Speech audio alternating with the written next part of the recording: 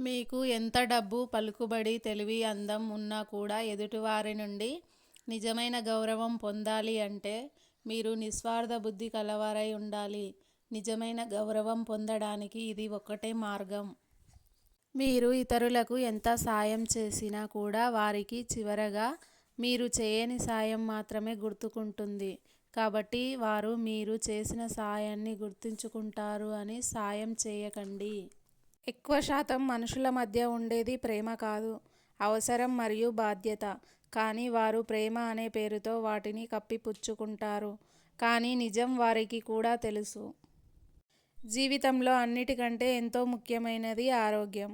దాని విలువ మీకు తెలియాలి అంటే అప్పుడప్పుడు వైద్యశాలలకు వెళ్ళి అక్కడ ఎంతోమంది రోగులు పడే ఇబ్బందులు చూడండి. కాబట్టి ఆరోగ్యాన్ని దేనికోసం కూడా పణంగా పెట్టకండి. ఒకే చోట జీవితాంతం గడిపేయడానికి మీరు చెట్టు కాదు, కొండ కాదు. అప్పుడప్పుడు కొంత డబ్బును పెట్టి క్రొత్త ప్రదేశాలకు వెళ్ళండి.